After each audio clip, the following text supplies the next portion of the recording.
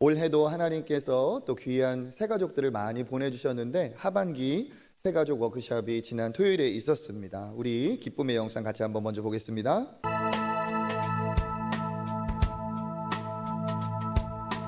우리 서로 다른 모습으로 다른 생각을 하고 다른 추억 속에 살아왔지만 이제 인사.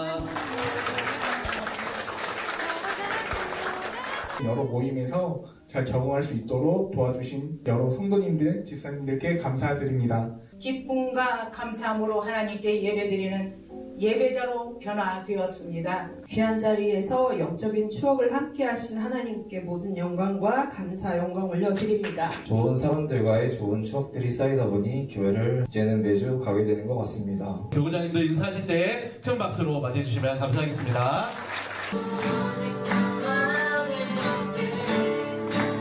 오늘 이후로 이제 새가족 아닙니다. 그렇죠? 우리는 한 가족, 주 안에 한 가족입니다. 그렇죠? 주 안에서 아름다운 교제가 더 빨리 기뻐졌으면 좋겠습니다. 우리가 노래하는 이유 우리가 기뻐하는 이유 서로 다른 모습이지만 우리가 하나 될 수 있는 이유 우리가 춤을 추는 이유 우리가 손을 드는 이유 우리 위에 생명 주신 바로 그분 그분의 사랑 때문에 다들 그렇게 아름다운 교제 안에서 믿음의 공동체를 이루어갔으면 좋겠습니다. 하나, 둘, 셋. 예, 우리에게 만남을 주신 하나님께 감사의 박수 올려드리겠습니다. 네, 또 아름다운 믿음의 공동체를 이뤄갔으면 좋겠습니다. 우리 앞뒤적으로 활짝 웃으면서 한번 인사 나눠볼까요? 당신이 계셔서 오늘 더 행복합니다. 당신이 계셔서 오늘 더 행복합니다. 네. 오늘도 하나님께서 주시는 은혜의 말씀으로 힘을 얻으시고 특별히 또 우리가 새해를 출발하고 또 기대하는 12월인데 우리 교회의 방향과 또 나의 신앙의 방향을 또 오늘 말씀 안에서 발견하시고 또 결단하시는 귀한 날이 되기를 바랍니다. 예수님께서 이 땅에 오셔서 병자들을 고치시고 또 천국의 복음을 가르치시고 귀신을 쫓으시면서 참 많은 일을 행하셨습니다. 지금은 예수께서 성령으로 역사하시지만 예수께서 오신 그때는 육신으로 일을 하셨죠. 혼자 많은 이들에게 엄청난 역할을 감당하시고 사명을 이루셨지만 아무리 노력을 해도 예수님은 한 분이시고 또 고침받아야 될 백성들, 죄인들은 참 많았습니다. 그러니까 예수께서 어떻게 명하셨느냐? 제자들에게 이렇게 말씀을 하셨어요. 오늘 우리가 읽은 10장의 바로 직전에 배경이 되는 부분인데요. 9장 37절과 38절 읽어보겠습니다. 예, 제자들에게 이르시되 추수할 것은 많되 일꾼이 적으니 그러므로 추수한 주인에게 청하여 추수할 일꾼들을 보내주소서 하라 하시니라. 아멘.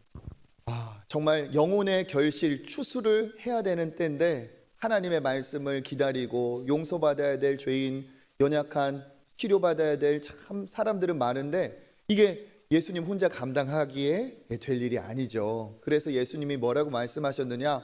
이 알곡을 추수할 때가 이렇게 되었는데 추수할 일꾼들이 필요하다. 너희가 기도해서 추수할 일꾼을 보내주실 하나님 아버지께 기도해서 추수할 일꾼들을 보내주소서 그렇게 청하라 말씀을 하셨습니다. 그래서 하나님이 이 기도에 응답하시고 또 이러한 상황에 예수께서 어떻게 그 일을 풀어나가시느냐, 대안이 어떻게 되느냐, 그 예수님의 대안은 바로 함께 기도하고 또 동고동락하는 제자들에게 있었죠. 제자들이 바로 예수님의 이 사명을 이어서 많은 사람들을 이렇게 추수할 일꾼으로 예수께서 부르셨기 때문에 그렇습니다. 그래서 오늘 말씀이 거기에 이어지는 것이죠. 우리 10장 1절 읽어보겠습니다. 예수께서 그의 12제자를 부르사 더러운 귀신을 쫓아내며 모든 병과 모든 약한 것을 고치는 권능을 주시니라. 아멘. 12제자를 부르셔서 추수할 일꾼으로 그들을 세워 가십니다. 이게 예수님의 방법이죠. 그런데 여기에서 주목할 내용이 있습니다. 부르셨고 또 권능을 주셨다. 부르셨고 병든 자를 고치고 귀신을 쫓는 권능을 주셨다. 그러니까 예수님은 어떤 분이십니까? 세상 속에서 그의 동역자들을, 제자들을 부르시는 분이 예수님이시고, 부르신 예수님은 그들에게 권능을 주시는 분이십니다. 예수님께서 이렇게 권능을 주신 이유는 그러면 무엇일까요? 우리 5절과 6절 읽어보겠습니다. 예수께서 이 12를 내보내시며 명하여 이르시되 이방인의 길로도 가지 말고 사마리아인의 고을에도 들어가지 말고 오히려 이스라엘 집에 잃어버린 양에게로 가라. 아멘. 이 12를 어떻게 하셨다고요? 내보내시면서, 보내시면서, 그리고 이스라엘의 잃어버린 양에게로 가라. 보내실 곳이 있었고 그곳으로 가라 하셨어요. 그러니까 예수님은 여기에서 보면 어떤 분이십니까? 부르신 분들을, 부르신 자들을 내보내시고 가라고 하시는 분이세요. 예수님은 이 세 가지의 일을 제자들을 통해 하셨습니다. 제자들을 부르시고 그들에게 가르쳐서 권능을 주시고, 그리고 그 권능을 받은 제자들을 또 내보내셔서, 보내셔서 예수님의 그 권능을 드러내게 하셨습니다. 그러니까 예수님이 그들을 부르시고 권능을 주신 이유는 보내시기 위함이라는 거죠. 왜 예수님이 그들을 보내셔야만 할까? 나중에 예수님이 십자가를 지시고 떠나가신 이후에 가라고 해도 될 텐데 왜 지금 미리 보내실까? 일단 예수님은 그들에 대한 뜻이 있습니다. 그 뜻은 무엇입니까? 육신으로 예수께서 제자들과 항상 함께할 수 없기 때문에 십자가를 지시고 부활하신 이후에는 이제 떠나셔야 하기 때문에 예수님에게는 목표가 있어요. 그 3년의 시간 동안 예수님의 제자들을 기르셔서 그 제자들이 예수님의 증인이 되어서 예수님의 이 복음을 땅끝까지 전하는 것이 예수님의 목적이었습니다. 그렇기 때문에 이 3년이라는 시간 동안 예수님은 수고하고 노력하여 이 제자들을 예수 닮은 사람으로, 제자다운 제자들로 길러내는 것이 목적이었죠. 그러니까 예수님은 그 제자 훈련의 스케줄 중에 이 모든 과정이 포함이 되어 있다는 거예요. 우리도 그렇습니다. 맨 처음에는 무엇을 배웁니까? 이론을 배워요. 이론을 배우고 이론을 배우는 중에 선생님이나 또 숙달된 분들이 어떻게 하는지 눈으로도 어떻게 합니까? 보여줘요. 머리로 읽히고 지식으로 배우고 눈으로 다른 사람이 하는 것을 봅니다. 그 다음엔 어떻게 하죠? 뭐 할 차례예요? 실습할 차례죠. 실습할 차례. 그러니까 예수님은 언젠가 영원히 그들과 이제 이 땅에서 떠나실 것을 생각하시면서 내가 있는 동안 이들이 예수의 삶을, 권능의 삶을 살도록 실습하게 하시고 그것을 통해 가르치시려고 예수님이 떠나시기도 전에 그들을 먼저 한번 떠나 보내시는 거죠. 예수님이 가라고 하신 것은 이제 땅끝으로 향하여 영원한 파송을 위한 준비의 과정입니다. 그들은 얼만큼 두려웠을까요? 그리고 예수님은 그들을 보내는 심정이 얼마나 또 안쓰러우셨을까요? 그렇지만 이것은 반드시 행해야 될 과정이고 관문이었기 때문에 예수님은 굉장히 단호하셨습니다. 그의 단호하심이 그들에게 가는 길에 예수께서 하셨던 말씀 중에 그 말 느낄 수가 있습니다. 우리 9절과 10절을 한번 읽어보겠습니다. 너희 전대에 금이나 은이나 동을 가지지 말고 여행을 위하여 배낭이나 두벌옷이나 신이나 지팡이를 가지지 말라. 이는 일꾼이 자기의 먹을 것 받는 것이 마땅함이라. 아멘. 예수님의 그 파송의 가르침 굉장히 단호합니다. 뭐라고 하셨어요? 금, 은, 동, 쉽게 말하면 이렇게 돈을 가지고 가지 말아라. 또 옷도 2벌 이상 그냥 입은 것으로 가라. 신발도 준비하지 말아라. 먹을 것은 이제 알아서 하나님이 채워주실 것이다. 이거죠. 그러니까 예수님은 그 제자들을 보내면서 어떤 말씀이세요? 네가 전하는 권능을 가지고 그 복음을 전하는 것에 올인을 해라. 그거에 집중을 해라. 먹을 거 걱정하지 말아라. 돈 걱정하지 말아라. 그것들 의지하지 말아라. 복음 전하면서 다른 이중 직업 갖지 말아라. 풀타임으로 이거 해라. 그러면 하나님께서 너를 책임져 주시는 것을 경험하게 될 것이다. 그것을 위해서 예수님은 아무것도 가지고 가지 말고 단호하게 그들에게 명령을 하셨습니다. 이제 제자들은 모든 것을 스스로 감당해야 됩니다. 그리고 그 정도가 아니라 예수님이 권능을 가지고 행하셨던 일을 그들이 이제 행할 때가 되었습니다. 초보 사도들 심정은 어땠을까요? 지금까지는 예수님이 항상 앞서시고 자기는 구경만 하면 됐어요. 아무리 큰 병에 걸린 사람이건 이건 아무리 약한 귀신에 들린 사람이건 예수님이 다 해주셨어요. 예수님 곁에서 쳐다보고 결과가 나오면 박수치고 와 놀래면 끝나는 것이 지금까지의 삶이었습니다. 그런데 지금은 이제부터는 내가 예수님을 떠나서 가라고 하신 잃어버린 양에게로 가라고 하셨는데 거기 가면 이제 예수님이 하신 것을 내가 해야 됩니다. 두려웠을 것이고 내가 과연 할 수 있을까? 걱정이 들었을 겁니다. 그런데 이것은 예수님에게나 제자들에게나 반드시 지나가야 될 상황이죠. 이 과정을 거쳐야만이 제자들은 실습하고 성장하고 증거를 얻게 됩니다. 예수님 역시도 나중에 처음 초보자로 땅끝까지 갈 수 없으니 내가 있는 동안 이것을 경험하게 하시는 게 예수님의 뜻이죠. 예수님도 안타깝지만 절실하고 제자들도 그 두려운 마음에 또 다른 절실함이 있었을 겁니다. 그런데 예수님은 우리가 읽은 본문에서처럼 그냥 그들을 보내지 않으셨다는 거예요. 그들에게 무엇을 주어 보내셨다고요? 권능을 주어 보내셨다. 이 권능을 우리가 주목해야 됩니다. 이 권능을 주시고 그냥 보내신 게 아니고 권능을 주셔서 보내셨다는 거예요. 그런데 이 권능을 주실 때, 받을 때 아무런 일도 일어나지 않았어요. 예수님은 그냥 권능을 주었다, 가라 했어요. 권능을 받을 때 막 전기가 오는 것처럼 우와 하면서 이게 권능이구나 이런 거 없었어요. 눈에 보이지도 않고 주시는 분도 받는 분도 이 권능 있나? 받았나? 아무 증거나 흔적이 없었습니다. 그냥 가야 되는 거예요. 그런데 주실 때도 받을 때도 흔적도 없던 권능이 어디에서 드러날까요? 가라고 하신 그 현장에서, 그 필드에서 이제 권능은 드러납니다. 어떻게 드러날까요? 병자 앞에서 간절히 예수님이 하셨던 것처럼 예수님이 하셨던 병자의 고침을 따라하며 간절히 아버지께 절실하게 기도할 때, 귀신을 쫓는 권능이 언제 드러날까요? 귀신 들린 사람 앞에 두고 하나님께서 예수님을 통해 귀신을 쫓으셨던 것처럼을 그걸 생각하며 하나님 나를 통해서도 이 귀신을 쫓는 권능이 나타나게 해주십시오 하면서 간절하게 하나님 앞에 간구할 때 권능이 드러났을 겁니다. 그러니까 이 권능은 어디에서 드러나느냐?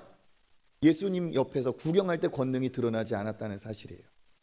말씀의 능력, 기도의 능력, 하나님의 일하심은 예수님 곁이 아니라 모여있을 때가 아니라 흩어져서 가라고 하신 그곳에서 내가 홀로 그 문제 상황과 맞닥뜨렸을 때 하나님이 나를 통해 일하시는 놀라운 권능을 드러내셨다는 겁니다. 이들은 지금 굉장히 두렵고 떨리고 부담스러웠겠지만 권능은 자기가 책임을 감당할 때, 예수님이 아닌 이제 내가 주도할 때, 내 생명을 걸고 간절히 간구하고 내가 예수님처럼 복음을 전하고 전도할 때 그때 권능이 드러났다는 사실이죠. 신앙인의 능력은 어디에서 드러나느냐? 모여있을 때 드러나지 않습니다. 신앙인의 능력은 교회 안에서 드러나지 않습니다. 신앙인의 능력은 가라고 하신 그곳에 명령에 순종하여 가서 그 문제 상황 앞에 하나님 앞에 간절히 예수님이 하셨던 것처럼 주님을 붙들고 의지할 때 나를 통해서 권능이, 체험도, 응답도 거기에서 드러나는 거죠. 그때 어떨까요? 예수님이 하실 때는 정말 대단해 보였는데 내가 할 수 있을까? 두렵고 떨림으로 간절히 하나님 앞에 기도할 때 하나님이 내가 선포하는 그 명령으로 귀신이 떠나가고, 내가 간절히 예수님이 하셨던 것처럼 환자의 손을 얹고 기도할 때 예수님을 통해 역사하신 이 놀라운 치유가 나를 통해 드러나고, 이런 일이 이제 어떻습니까? 그 현장에서 드러나는 거예요. 이것을 경험한 제자들은 어땠을까요? 무엇보다도 기쁘고 이와 같은 보람과 감격이 없었을 겁니다. 그러니까 이들은 모두 현장에서 권능을 체험하고 응답도 기쁨도 그 현장에서 발견할 수 있었던 거죠. 그러니까 예수께서 모여 있을 때 너희들이 권능이 있다 100번 말하는 것보다 가서 권능의 그 자리에서 선포하는 그 한 번이 권능을 체험하는 순간이 되었다는 거예요. 마치 우리가 자전거를 배울 때와 똑같습니다. 이론적으로 배울 수 있어요. 그렇죠? 3발 자전거가 아니라 2발 자전거를 배울 때 우리 아이들 배울 때 어떻게 합니까? 가르쳐줘요. 계속 입으로. 안장에 딱 엉덩이로 얹고 왼발부터 오른발부터 편한 발부터 굴러 세게 누르면 자전거가 나가긴 나가는데 한쪽으로 기울어질 거야. 그러면 어떻게 되겠어? 그냥 있으면 넘어지겠지. 넘어지기 전에 다른 쪽 발을 굴러. 그러면 넘어질 것 같다가 다른 쪽 발을 구르니까 이게 이렇게 쏠렸다가 다른 쪽으로 쏠리면서 중심을 잡아. 그러면 그 타이밍을 잡아서 왼발 오른발 왼발 오른발 굴러 그러면 끝난 거야. 자, 다 배웠다. 자전거 타고 학교 가라. 그러시겠어요? 아니죠. 머리로 아는 것은, 지식은 충분해요. 그 정도면. 하지만 이게 내 몸에 내가 실습하고 내가 체험해야 그 능력 하나도 내 것이 되고 체득이 된다는 거죠. 교실에서 수영을 배울 수 없어요. 100시간 수영의 이론을 배워도 물에 1시간 들어가서 하는 것이 훨씬 더 낫습니다. 그러니까 예수님은 어떻게 하셨느냐? 이론적인 신앙인으로 멈추지 않고 그 권능을 체험하고 드러내는 축복의 통로로 그를 세우기 위해서 어떻게 하셨다는 거예요? 보내신 거예요. 예수님 옆에 있으면 항상 예수님만 의지하니까. 예수님 옆에 있으면 항상 그들은 예수님의 조수로 그냥 머물러 있을 거니까. 100번 말하기보다 한 번 자기가 체험하는 게 이게 더 강력하다는 것을 예수님은 알고 계셨죠. 이게 바로 예수께서 사람을 키우시는, 예수께서 제자를 길러내신 원리라는 거예요. 예수님은 제자들을 키우기 위해서 부르시고 그들을 가르치신 것에 멈추지 않으셨어요. 부르시고 그냥 내가 하는 거 잘 봐라 보여주신 것으로 그치지 않았어요. 예수님은 이제 너희들이 나의 제자가 돼서 땅끝까지 증인이 되고 모든 민족을 제자 삼아야 되니까 나 없이도 한번 가서 해보고 와라. 너희들이 한번 스스로 감당해라. 너희들이 책임져라. 너희들이 수고 한번 해봐라. 너희들이 눈물 한번 흘려봐라. 너희들이 땀 흘려봐라. 그래야 진짜 너희 것이 된다. 그래서 예수님은 그걸 실천하게 명령하신 거죠. 그 현장에서 제자들은 무엇을 느낄까요? 야, 옆에서 예수님 할 때 지켜볼 때는 진짜 쉬워 보였는데, 야, 이거 쉬운 게 아니구나. 야, 우리 진짜 지금까지 진짜 편하게 살았다, 그지? 와, 이거 해보니까 장난이 아니네. 야, 기도라는 게 쉬운 게 아니구나. 더 대단한 건 뭐야? 우리를 통해서 하나님 역사하신 거, 이거 진짜 너무 감격스럽지 않냐? 이건 구경하는 것, 이건 저리 가라다 하면서 그들은 이 영적인 시험대에서 권능을 체험하고 권능의 통로가 되고, 그리고 예수 앞에 간절히 구할 때, 하나님 앞에 예수의 이름으로 구할 때 응답하시는 하나님을 체험했을 겁니다. 그 체험은 어떻습니까? 최고의 보람이고 잊지 못할 평생의 기쁨이 되었겠죠. 그래서 그들은 이 기쁨을 체험한 이후에 돌아와서 예수님께 기뻐하면서 예수님 진짜 그 권능의 능력을 우리도 맛봤습니다 하며 나눴을 거예요. 예수님의 제자뿐 아니라 예수님이 다음에는 70인의 제자를 세워서 보내기도 하십니다. 그런데 그들 역시도 놀라운 권능을 체험하고 돌아와서 예수님께 막 기쁨의 자랑을 한 거예요. 마치 자기가 100점 맞아온 아이들처럼 예수님 진짜 놀라운 일이 벌어졌습니다. 우리 누가복음 10장 17절과 18절 읽어보겠습니다. 70인이 기뻐하며 돌아와 이르되 주여 주의 이름이면 귀신들도 우리에게 항복하더이다. 예수께서 이르시되 사탄이 하늘로부터 번개같이 떨어지는 것을 내가 보았노라. 아멘. 그들이 어떻게 돌아왔다고요? 기뻐하며 돌아왔대요. 기뻐하면서. 왜 기뻐하며 돌아왔을까요?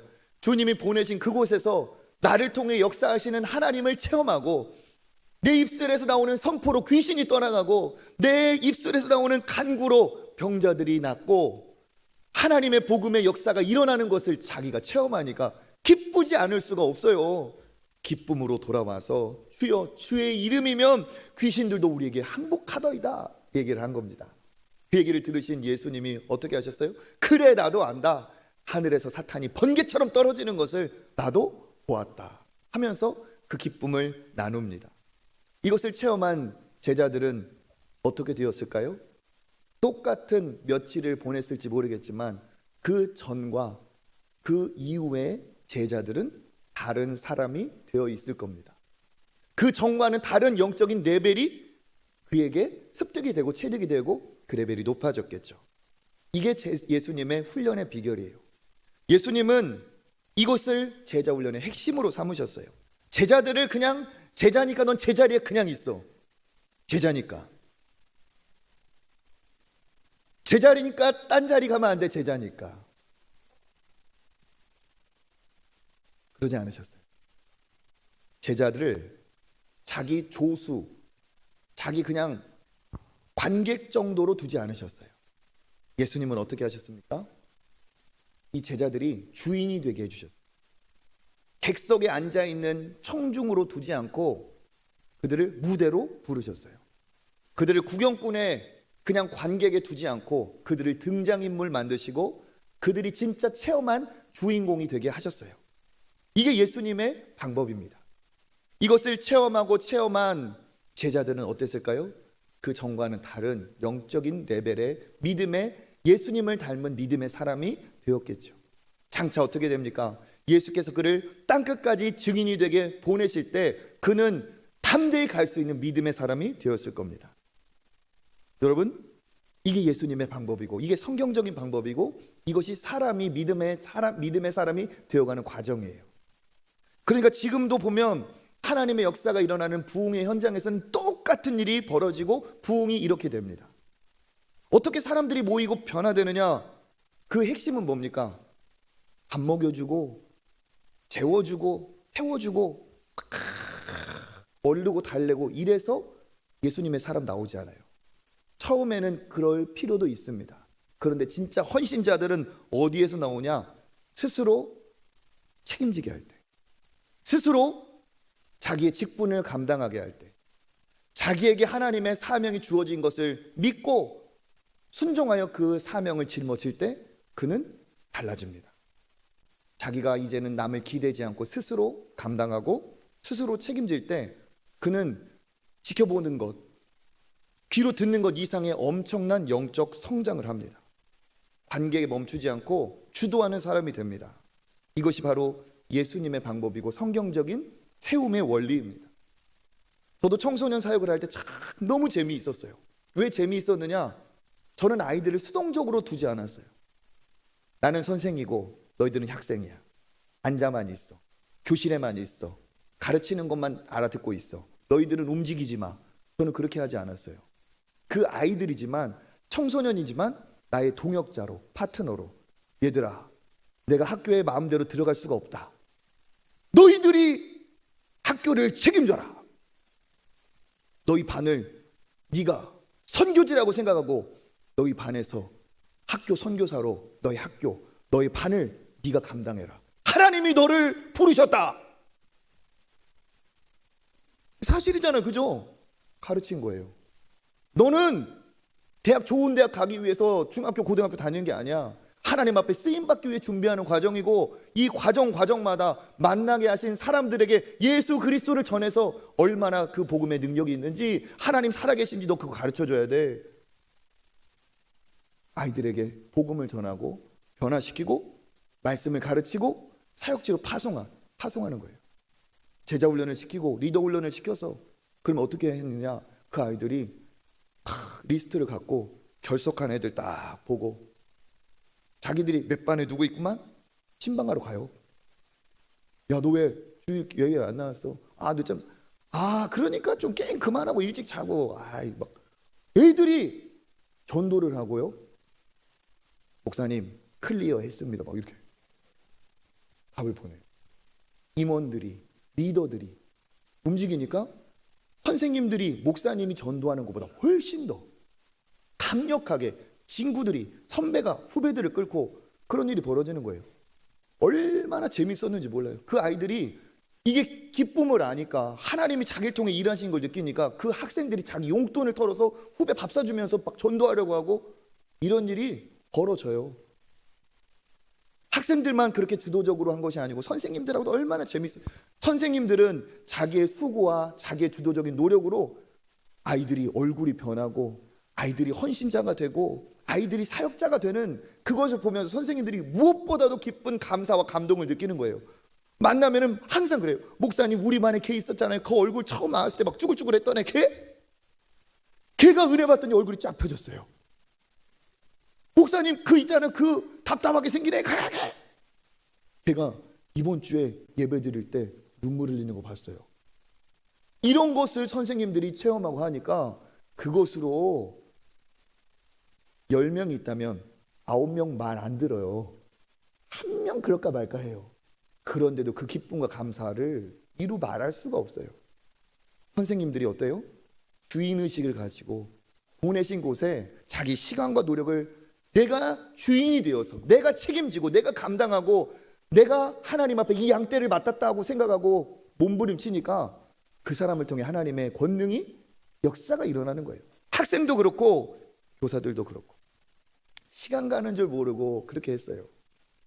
이게 뭡니까? 예수님의 방법이에요. 이러면서 우리의 믿음이 성장하는 겁니다. 가만히 모여 있어서 신앙이 성장하지 않아요.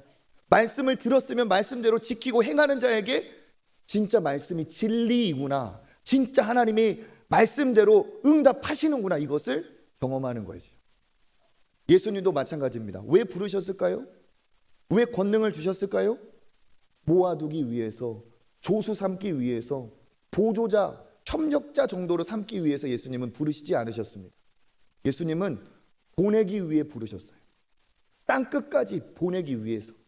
어떻게? 이제는 어느샌가 때가 되었을 때 나를 의지하지 않고도 하나님을 독대하여 하나님의 능력을 나타낼 진짜 사도다운 사도로 보내기 위해 그들을 부르셨습니다. 그 현장에서 그들은 진짜 하나님의 권능을 체험하고 예수의 사람답게 한 겹 더 멋진 사람으로 변화가 되었죠. 오늘도 똑같습니다. 우리나라에도 똑같은 일이 벌어졌어요. 여러분 생각해 보세요. 우리나라가 진짜 너무너무 단기간에 세계 유례 없는 엄청난 믿음의 나라가 됐어요. 세계적인 급성장, 어느 나라에도 이러한 결과가 없습니다. 우린 우리 얘기니까 그런가 보다 하지 아니에요. 여기에는 하나님의 특별한 은혜가 있습니다. 하나님이 우리에게 특별히 주신 선물이 있기 때문에 우리가 이렇게 복음을 알고 기독교의 은혜의 나라가 되었어요. 그 세 가지 궁금하시죠? 이 궁금하신 얼굴 말씀드릴게요. 첫 번째는 뭐냐? 이거 아시면 참 신앙의 교양 아주 높아지는 겁니다. 오늘 첫 번째는 양질의 선교사. 왜 양질의 선교사였느냐? 특히 유독 우리 조선이라는 나라에 온 선교사들은 굉장히 젊었어요. 20대 후반, 평균 연령이 27세. 거기에다가 이 선교사님들은 굉장히 똑똑한 엘리트들이었어요. 전문성이 있었어요. 교사의 전문성, 의사의 전문성, 신학의 전문성, 그들은 아주 탁월한 전문성이 있는 선교사였어요. 젊고 그들은 전문성이 있었어요. 거기다 그들은 뜨거운 신앙의, 순수한 신앙의 사람들이었어요. 그러니까 그 젊은이들이 절대로 계산하지 않고 이 나라를 위해 목숨을 완전 드리는 어마어마한 일이 벌어졌어요. 첫 번째, 양질의 선교사를 하나님께서 우리에게 어마어마하게 보내셨어요. 또 한 가지, 두 번째가 뭐냐? 하나님이 우리에게 성경을 선물해 주셨어요. 그런데 이게 왜 놀라운 거냐? 원래 순서는 그렇습니다. 선교사님이 들어가서 그 나라 말을 배우고 배운 다음에 거기에 정착해서 이제 한 글자 한 글자 번역하는 게 이게 순서예요.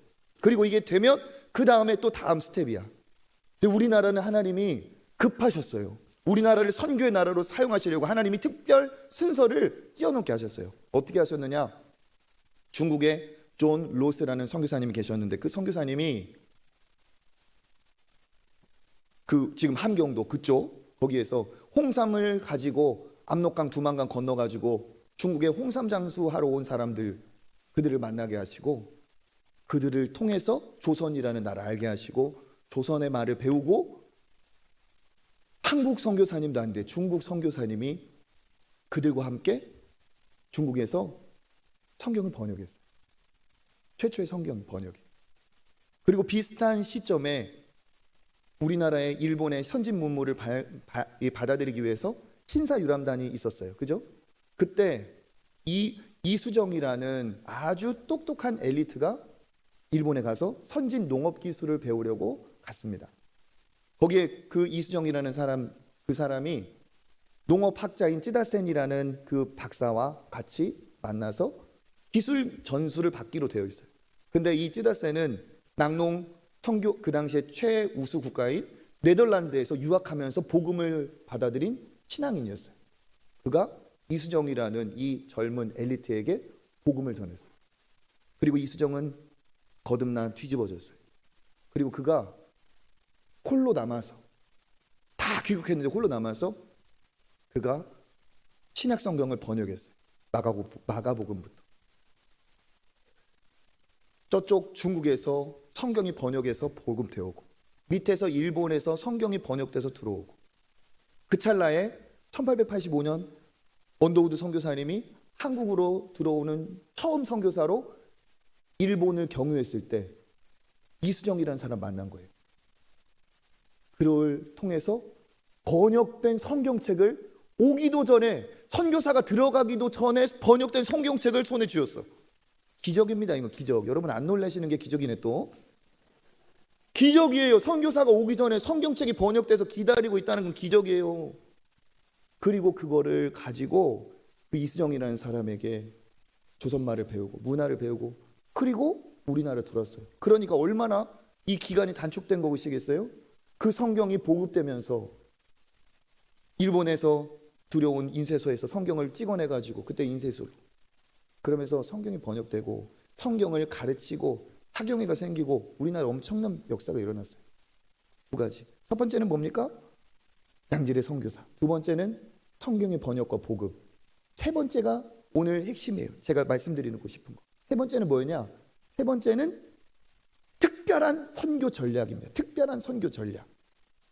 특별한 선교 전략 두 가지로 말씀드려요. 첫 번째는 뭐냐? 그 선교사 젊은 선교사들이 어떻게 했느냐? 나라도 다르고 교단도 다르잖아요. 그러니까 서로 갈등의 여지가 있어. 그러니까 어떻게 했어요? 이 예수님의 원리대로 우리가 보내신 땅으로 가자. 싸우지 말자. 그래서 선교지를 분할 정책했어요. 마치 가나안 땅을 족속에게 분배하듯이 전라도는 북장로교, 이 경상도는 호주 장로교. 우리나라를 권역으로 나누고 거기에 우리가 최선을 다해서 이 땅을 복음화시키자는 거예요. 마치 제자들을 파송해서 땅끝으로 보낸 것처럼 예수님을 그렇게 전했던 제자처럼 그들이 복음을 전했어요. 지도 한번 보실래요? 지도? 저 색깔별로 이게 다 교단이에요. 나라별 기독교. 그리고 옆에 보면 이제 누렇게 된 거는 그 당시 선교사님이 이제 지도를 그려가면서 누구 지역 하면서 선교지 분할 정책. 더 특별한 게 있습니다. 그게 뭐냐? 네비우스 선교 전략이에요. 네. 설명해 드리고 보세요. 한 젊은이가 있고 한쪽에는 또 나이 드신 분이 있죠. 네, 됐습니다. 제가 다 내려주세요. 네, 나이 드신 분이 네비우스라는 사람인데 네비우스 네덜란드에서 이주한 미국인이에요.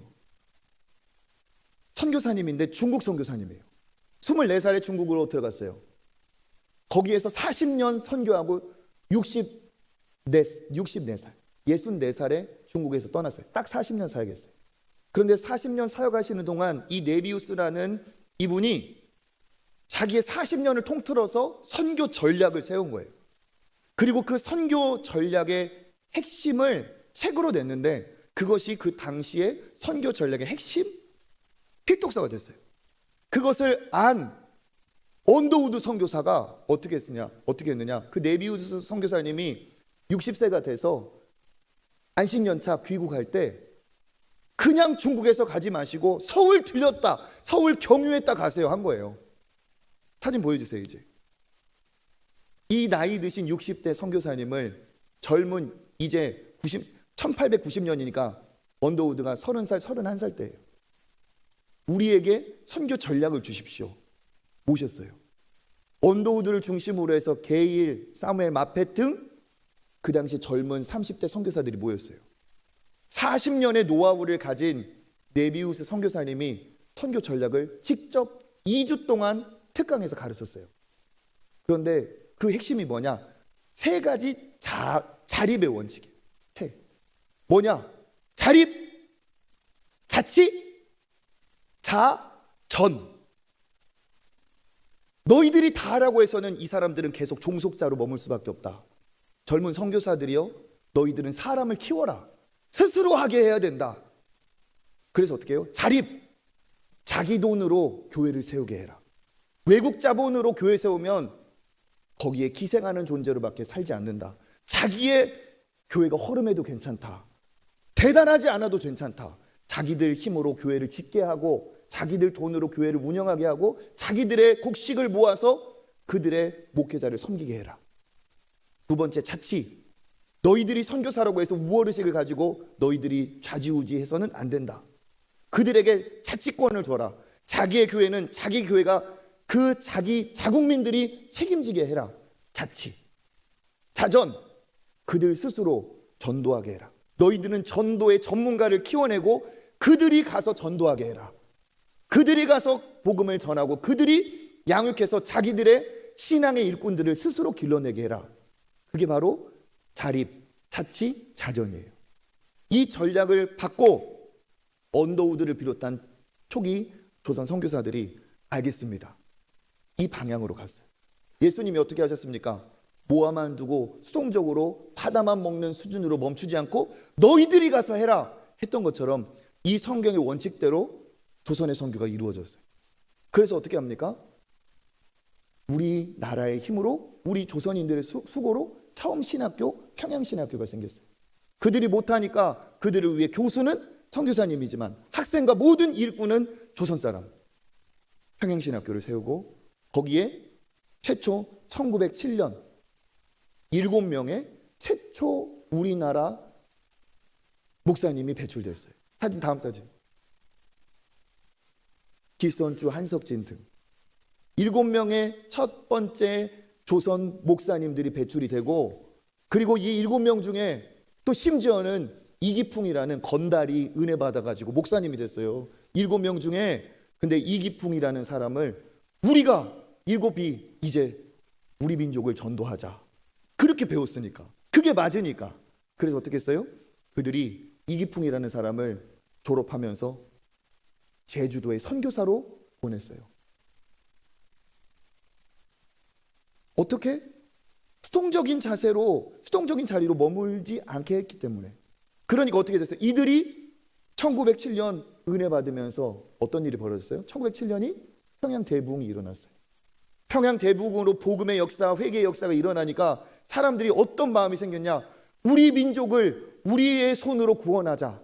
그런 취지로 100만인 구령 운동이 생겼어요. 100만인 구령 운동. 이게 뭡니까? 우리가 100만 명의 영혼을 구원하자. 100만인 구령 운동. 그래서 그 집회를 하고 어마어마한 사람들에게 복음을 전했어요. 그 집회 사진 또 보세요. 이 머리를 딴 이 여자아이들. 100만인 구령 운동. 그런데 이 100만인 구령 운동의 일환으로 어떤 헌신이 이루어졌느냐? 우리가 우리 교회를 위해, 복음을 위해서 돈만 감사헌금 할 것이 아니라 우리의 삶을 주님 앞에 드리자. 그래서 그들이 사경회를 하고 부흥회를 한 마지막 날 결단을 했는데, 무슨 결단을 했느냐? 날, 여기 보세요. 날 연보. 이 날을 연보한다는 게 아니라 데이, one day, two day. 날. 그들은 결단했어요. 그 집회를 마치면서 하나님, 제가 1년 중에 한 달을 주님 앞에 드리겠습니다. 이렇게. 내가 1년 중에 심지어는 반년을 주님 앞에 드리겠습니다. 그러면 그 반년, 그 한 달은 어떻게 썼을까요? 생업을 뒤로하고요.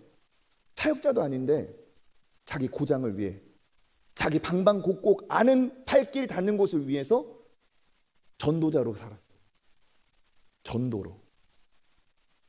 그 내용이 기록이 있는데 제가 한번 읽어보겠습니다. 날 연보는 1904년 11월 북장로교회 선교구역인 평북 철산 사경회에서 처음 시작되었고 그 다음 주간 선천 사경회에서는 625일을, 의주의 교인들은 524일을, 강계의 교인들은 720일을 작정해서 연보했다. 2년 사이에 이 날 연보는 헌신이 전국 각지로 확산되었는데 곳곳 집회 마지막 날에는 의례적으로 시간을 바치는 날 연보 헌신 운동이 일어났다. 총 1,000일을 바치는 교회도 있었는데 진남포에서는 어느 부인 성도가 1년 중 6개월을 전도하는 일에 바치겠다고 서약하기도 했다. 이런 날 연보 헌신과 운동이 100만 구령 운동에 큰 역할을 제공했다. 1910년 한 해 동안 바쳐진 조선의 날 연보는 집계하니까 10만 일을 넘었는데 합산해 보면 274년에 해당하는 엄청난 기간이다. 날 연보를 했던 성도들은 완전히 무급으로 자비량으로 헌신하며 전도를 일삼았다. 우리 민족이 그런 민족이에요. 그래서 우리가 복음을 받았어요. 내 것을 드리며 하나님이 가라 하신 곳에 순종함으로 이런 일이 벌어졌어요. 그런데 이것은 누구보다도 큰 기쁨이었고 영광이었죠. 조선 선교의 비결은 뭡니까? 조선인 스스로 자치, 자전, 자립, 스스로 재정을, 스스로 인력을, 스스로 전도를 하는 수고를 기꺼이 하나님 앞에 드렸기 때문에 내가 내 손으로 우리 민족을 구원하고 내가 내 손으로 우리를 위한 교회를 세운다는 그 뜻이 최고의 성경적이자 순종의 이와 같은 결실의 비결이 되었다는 사실입니다. 이게 성경적인 방법이에요. 우리 교회가 살아있는 교회라면 이런 일이 우리에게도 일어나야 진짜예요. 지난주에 모셨던 아프리카 잠비아에서 사역하는 차명훈 선교사님, 잠비아에서 선교를 열심히 하시면서 이분이 이렇게 선교를 정의하셨어요. 뭐라고 선교를 정의했느냐? 나는 잠비아 선교사이기 때문에 내가 정의하는 선교는 이것이다. 잠비아인들을 위해 잠비아인들을 통해 하는 것이 선교다. 내가 다 해주는 게 선교가 아니라 그들이 자기 민족을 구원하는 게 이게 진짜 선교다. 이것을 목표로 한다. 그러니까 기도 제목도 뭐였느냐? 첫 번째 기도 제목, 지도자가 세워지도록. 무엇을 버리고? 기대는 종의 근성을 버리고 주인의식을 가지고 자기 민족을 위한 일꾼이 일어나도록. 이게 진짜 제대로 된 선교죠. 그래서 이 선교사님이 여러분 건물 세워주는 것에 너무 연연하지 마시고 사람을 세우는 일에 많이 기도해 주시고 동참해 주세요. 이런 얘기를 했어요. 작년에 캄보디아에 김성태 진미아 선교사님 방문했어요. 김성태 선교사님이 이런 얘기를 했어요.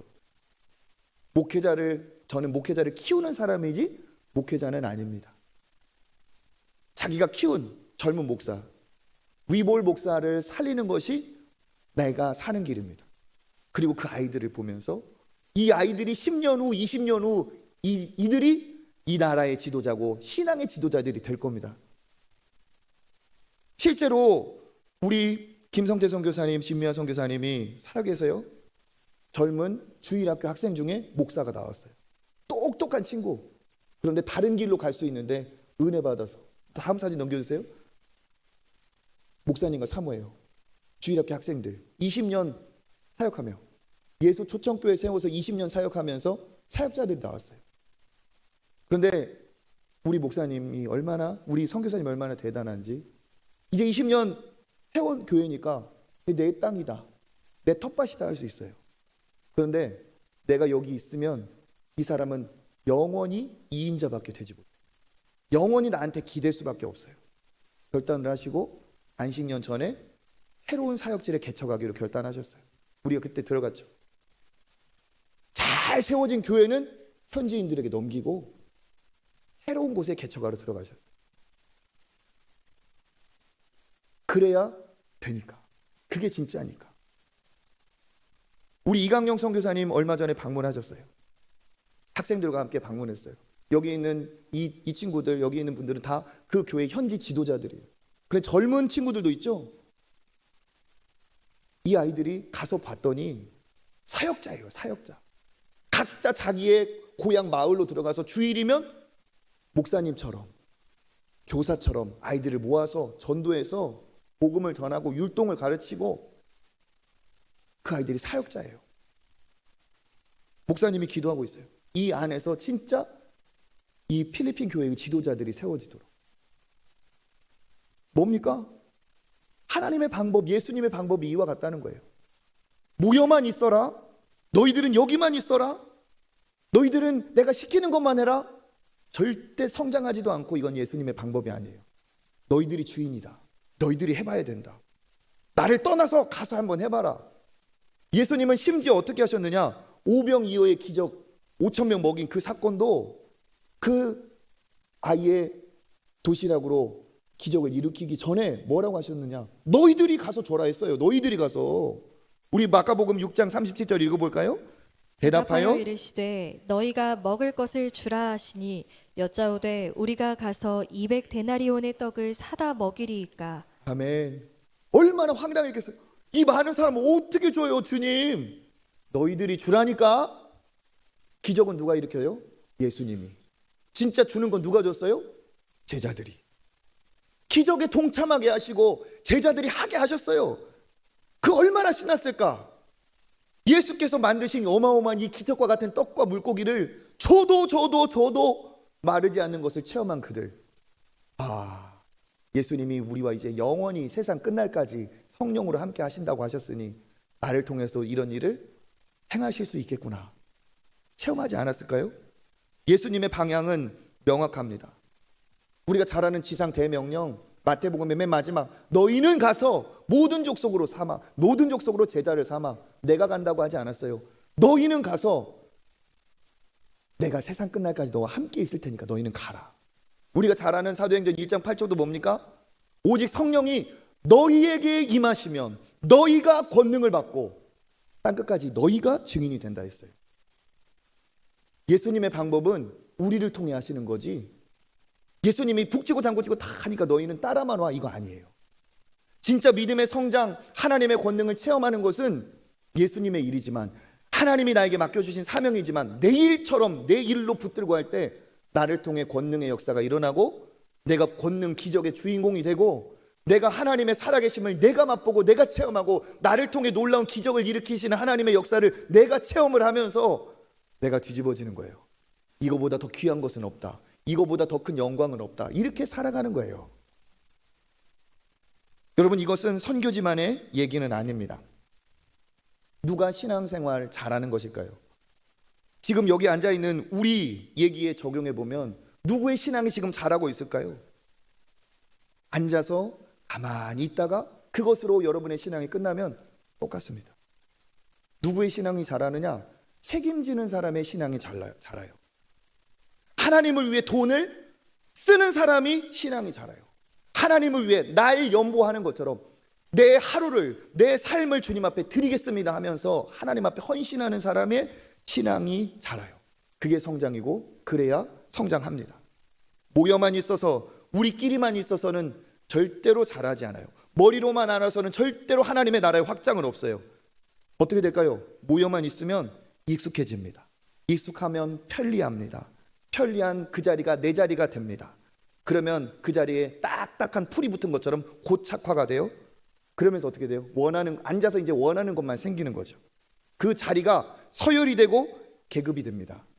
남들이 와서 내 자리 침범하는 것 같으면 기득권을 얘기하고 텃세를 얘기하고 그 안에서 시험과 자리 싸움이 생깁니다. 예수 그리스도의 몸된 유기체된 교회가 이제는 생명력 없는 조직체가 되는 거예요. 핏기가 사라지고 생기가 사라진, 교회라고 모여있지만 딱딱하게 굳어진, 그건 교회가 아니에요. 진짜 교회는 뭡니까? 우리는 개혁주의 신앙입니다. 굳어지려고 하는, 익숙해지고 편해지려고 하는 자리를 가라 하신 예수님의 명령 따라 놓고 가는 게 신앙이에요. 말씀으로 내 자신을 개혁하고 부드럽게 초심을 갖고 새롭게 하는 거죠. 가만두면 내가 변질되니까, 내가 도태되니까. 지금도 신앙생활이 무료하고 신앙생활이 밋밋하고 왜 교회 다니는지 모르겠다 하는 분들을 땅끝으로 가보세요. 선교지 한번 가보세요. 지금까지 있었던 불평, 불만 싹 사라집니다. 아유, 교회가 왜 이렇게 어두워? 교회가 왜 이렇게 추워, 더워? 왜 이렇게 주차장이 좁아? 밥맛은 오늘 왜 이래? 등등등등. 선교지 한번 가보세요. 아무것도 없어요. 거적대기 하나 있으면 좋아. 선풍기 하나 있으면 기뻐. 그곳에서 아무것도 없는데 활짝 웃고 계시는 선교사님, 작은 것 하나에 감격하고 감동하는 현지 교회 성도들 보면 내 자신을 돌아보게 돼요. 그런데도 놀라운 건 거기에 역사하시는 성령의 권능, 본질에 집중하는 곳에서 있는, 거기에만 있는 기쁨과 감사와 감격, 모든 불평 싹 사라집니다. 거기에서 우리의 신앙이 자라요. 우리의 신앙은 언제 성숙하고 자라느냐? 받기만 하면 안 자랍니다. 안주하면 안 자랍니다. 모여만 있으면 자라지 않습니다. 그래서 저는 우리 교회가 건강한 교회 되기를 바라요. 그건 뭐냐? 더 많이 받는 사람이 늘어나는 교회가 건강한 교회가 아닙니다. 건강한 교회는 더 많이 주려 하는 사람이 넘치는 교회입니다. 그래서 저는 더 많이 모이는 것만 중요한 게 아닙니다. 우리가 교구 편성에서 잘 모였어요. 그러면 더 잘 모여야 되고, 모임의 이유가 있어요. 뭡니까? 더 흩어지기 위해서. 1년 동안 수고해 주시고 모이게 애써 주신 많은 분들, 그리고 애써 주신 우리 목자님들께 감사드려요. 내년에 딴 생각하지 마시고 사명 감당해 주세요. 더 잘 모이도록. 그런데 거기에 멈추면 안 돼요. 나를 부르는 곳이 계시다면, 나를 보내고자 하는 곳이 계시다면 어떻게 해요? 가야 돼요. 다 때가 있어요. 뭐가 있다? 때가 있다. 목욕탕 가자는 게 아니고 다 때가 있습니다. 때가. 언제나 내가 건강하고 젊음이 있는 게 아니에요. 언제나 내게 할 수 있는 여건이 있는 게 아니에요. 하나님이 그냥 휙 불면 우리는 그냥 푹 쓰러져요. 우리가 할 수 있는 게 없어요. 생각보다. 마지막 때가 오고 있어요. 우리 삶에. 벌써 12월이에요. 항상 할 수 있는 게 아니에요. 헌신할 수 있는 2025년도가 갔어요. 내 인생에서 헌신할 수 있는 2025년도가 사라졌어요. 26년도가 오니까 또 오는 것 같아요? 아니에요. 항상 할 수 있는 게 아니에요. 사랑방 모일 수 있을 때 잘 모이세요. 매주 모이세요. 사랑방 3년, 5년 제가 주기 정해서 우리 장로님들하고 다 상의해가지고 싹 바꿀 거예요. 왜? 피 저어져야 건강해져요. 어쩔 수 없어요. 다 모일 때가 있어요. 그때 잘 모이세요. 우리 성도님 중에 참 수술하시고 회복 중인 성도님, 우리 2부 예배 때 오랜만에 오셨어요. 항암 어려운 과정 잘 마치고 이제 회복기로 들어오셨어요. 누군가 다 아실 거예요. 그분이 병석에서 감사를 느끼고 이번 감사 카드 수십 장을, 그 항암하신 분이 수십 장을 써서 고마운 사람에게 감사를 보냈어요. 그런데 그분의 고백이, 목사님, 감사하니까 힘이 납니다. 감사하니까 기쁩니다. 그리고 저는 병석에서 철저하게 깨달았어요. 예배 자리 한 번이 얼마나 큰 은혜의 자리인지. 예배의 자리 가고 싶어서 정말 너무너무 마음이 간절합니다. 그 자리에 우리는 일상적으로 왔는데 밍밍하게 있어요. 항상 이럴 수 있을까요? 항상 목사님이, 전도사님이, 장로님이, 집사님이, 권사님이 같이 이것 좀 해보자, 같이 하자, 항상 그럴 것 같아요? 그날이 도적같이 옵니다. 그래서 저는 내년 사역의 방향을 더 성경적으로 하나님이 기뻐하는 방향으로 잡아요. 뭐냐? 더 많이 드리고 더 많이 누리고 아닙니다. 오히려 더 많이 헌신하고 더 많이 땀 흘리는 자리로 여러분을 함께 하기를 원해요. 이게 성경적이고 이게 예수님의 방법이고 이게 여러분이 사는 길이고 이게 여러분의 신앙이 성장하는 길이고 나중에 하나님 앞에 섰을 때 한마디라도 할 수 있는 건 바로 이거예요. 흩어지는 교구, 사랑방의 사역. 내년에는 그래서요, 특별한 사역이 여러분을 찾아갑니다. 기대하시라. 첫 번째 뭐냐?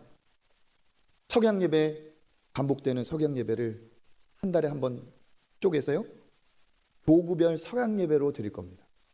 교구별 장소를 흩어져서, 예를 들면 교구별 주보 한 달에 한 번 교구별 주보를 만들고, 교구별로 새 가족을 환영하고, 교구별 찬양팀을 만들고, 교구의 사랑방이 특송을 하고, 교구 안에서 자기 교구에 맞는 사랑방별적인 기도를 간절히 드리고, 교구 목사님이 담임 목사가 된 것처럼 그 교구 담임 목사로 말씀 전하고, 신교하고, 진짜 살아있는 교회처럼 한 달에 한 번이라도. 이 기대하는 이 분위기 너무 좋아요. 근데 또 뭐냐? 복음을 전해 땅 끝으로 가야 우리가 은혜 받아요. 그렇죠? 살아나는 거예요. 그래서 누구는 보내고 누구는 가고. 그래서 두 번째로 할 게 뭐냐? 교구별 단기 선교. 네, 저 혼자 감격하진 않는 거죠. 교구별로 맞춰서 국내 갈 교구는 국내로 가시고, 가까운 나라면 가까운 나라. 단 뭡니까? 교회에서는 공금의 어느 부분은 도울 수 있지만 개인적으로는 다 자비량입니다. 아이들은 미래를 위해서 장학의 개념으로 우리가 이제 카페도 하고 하잖아요. 아이들은 지원해요. 근데 성인은 자비량으로. 교구 단기 선교 한 번 준비하고 갔다 올 때 얼마나 좋겠어요. 그죠? 교구별 예배 때마다 선교지를 기도하고 함께 그 축복하고 파송하고 얼마나 좋겠어요. 그죠? 교구별 단기 선교. 그 다음에 교구별로 임원들을, 이제 인재들을 교구별로도 세울 거예요. 지금 교구장과 목자님만 있지만 교구 안에 총무도 세우고 회계도 세우고, 선교 가야 되니까 선교 팀장도 세우고, 새가족도 관리해야 되니까 새가족 목자도 세울 거예요. 그 다음에 뭐냐? 일을 하려면 뭐니 해도 뭐가 있어야 돼요? 머니가 있어야 돼요. 그래서 자립, 자치, 자전. 우리 교구 사역을 위해 내 헌신한다. 교구별 예배 때는 교구 사역을 위한 교구 헌금. 우리 예전에도 구역 헌금 다 했잖아요. 그죠? 우리 어머니들 다 하셨어요. 똑같은 얘기예요. 그래서 그걸로 보내는 선교, 그것으로 행하는 선교, 그 안에 교구 안에 어려운 가정이 있으면 그것으로도 도울 수 있고, 투명하게만 하면 돼요. 그리고 교회를 사랑하는 마음이 어떻게 생깁니까? 누리기만 해서는 교회 사랑하는 마음 안 생겨요. 어떻게 해야 되느냐? 교회를 청소해야 교회 사랑하는 마음 생겨요.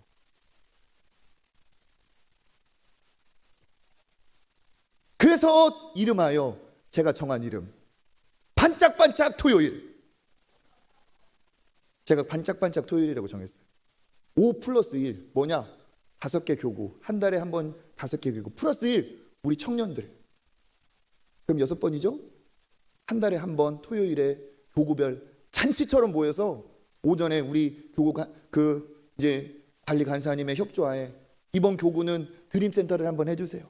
이번 교구는 이번에 야외 청소를 한번 부탁해요. 그렇게 하면 축제처럼 모여서 아이들까지 모여서 같이 하고 같이 즐거워하고. 할렐루야. 1년에 2번 반짝반짝 토요일. 반짝반짝 토요일. 또 뭡니까? 우리가 섬길 수 있어야 돼요. 카페 왜 만들었습니까? 복음의 장소로. 그리고 저기에 나오는 수익금 전액은 선교 다음 세대 구제를 위해 모두 쓰입니다. 어차피 한번 차 마실 거면 교회 근처에 계시면 여기 와서 드시고, 어차피 누구를 전도하고 우리 교회를 소개하고 싶으면 와서 드시고 사주시고. 왜 교회가 돈 받고 팔아? 그런 얘기 하지 마시고, 저를 만나면 뭐라고 하실 거예요? 사주실 거예요? 사드릴게요. 저도 그렇게. 또 뭡니까? 때가 되면 내년 봄 정도 되면 주일 점심도 퀄리티를 높이면서 어떻게 합니까? 이제 무료에서 유료 식권 전환합니다. 언제까지 무료로 식사를 하겠어요? 10,000원짜리 한 장, 비싸지 않아요. 10,000원짜리 한 장이면 너 먹고 나 먹고 한 명 더 사줄 수 있어. 그 정도 가격으로. 그러면 어떻게 돼요? 더 좋은 반찬, 그것에 올인할 수 있는 사역자가 생기면서 목사님들은 중고등부에, 유년부에 필요할 때 함께 공급받을 수 있는 그러한 제도가 생겨요. 공짜로 먹고 공짜로 대접받는데 내가 언제 섬깁니까? 이제 방향을 바꾸고 하나님이 기뻐하시는 장성한 분량에 이르러야 될 줄 믿습니다. 받으려는 신앙에서 주려는 신앙, 보내신 곳에서 책임지려는 신앙이 이게 진짜 성숙하고 우리의 복이고 우리의 믿음이 자라는 방법입니다. 교회 재정으로 일괄 선물 나가는 거 이런 거 이제 점점 줄어들 겁니다. 각 부서에서 교회 재정으로 회식하는 거 지양해 주세요. 적어도 50대 50은 해주세요. 신중해 주세요. 그렇게 아껴서 선교하고 구제하고 우리가 조금 불편하게 살아도 미래를 준비할 겁니다. 더 좋은, 그러면 목사님 우리는 어떻게 합니까? 대신에 제가 갖고 있는 방향은 무엇이냐? 더 좋은 영적인 선물, 더 좋은 말씀의 강사님, 혹은 더 좋은 찬양팀, 더 좋은 믿음의 사람들을 통해 양육, 훈련, 집회, 보이지 않는 더 영적인 충만한 은혜의 선물을 준비할 겁니다. 그리고 교회 문화를 바꿀 거예요. 받고자 하는 사람이 넘치는 교회가 아니라 예수님의 말씀처럼 너희가 받고자 하는 대로 그대로 남을 대접하라는 예수님의 말씀처럼 우리 교회는 대접하는 문화가 이제 자리를 잡는 그런 성숙한 교회가 될 줄 믿습니다. 예수님은 우리를 부르셨는데 권능을 주셨어요. 이유는 보내시기 위함입니다. 내가 책임지고 감당하고 가르치고 섬기고 나눌 때 내 믿음이 성장하고 그 자리에서 상급이 쌓입니다. 어린 신앙에 머물러서 달라 막 달라 말이야 머무르지 마시고 먼저 그의 나라와 의를 구하라. 그리하면 이 모든 것을 너희에게 더하시리라. 왜 힘들게 목사님 직분자 서약하라고 하고 헌신하라고 합니까? 여러분 이게 정답이에요. 지금 여기에도 내가 서리집사 서약해야 돼 말해야 돼? 진지하게 고민하시는 분들 계시는 걸로 알아요. 그런데 못할 거니까 그냥 서약도 말자, 부담스럽다. 그거보다 못 지켜도 서약하면 하나라도 지키게 돼요. 그러면서 성장하는 거예요. 언제까지 그러겠어요? 제가 예수님께 받은 미션이 있습니다. 제가 예수님께 받은 사명, 여러분이 빈손으로 죽지 않게 하는 거예요. 하나님 앞에 빈손으로 서지 않게 하는 게 제 사명이에요. 유한한 것에 몽땅 모든 것을 걸었다가 하나님 앞에 섰을 때 빈 털터리로 서지 않게 하는 게 제 사명이에요. 그건 뭡니까? 제 사명은 여러분 헌신하게 하는 거예요. 제 사명은 여러분 헌신하게 하는 거예요. 주를 위해 땀 흘리게 하고 주님을 위해 눈물 흘리게 하고 주님을 위해 살게 하는 게 제 사명이에요. 그냥 편하게 두고 싶지만 저도 어려워요. 하지만 이게 맞아요. 이게 예수님의 방법이에요. 이때 우리가 말로만 하는 영적 거점 교회가 그때 되는 것이고 우리를 통해 놀라운 일이 일어날 겁니다. 진짜 시간이 없어서 말을 많이 하고 싶은데 영적 군사가 되고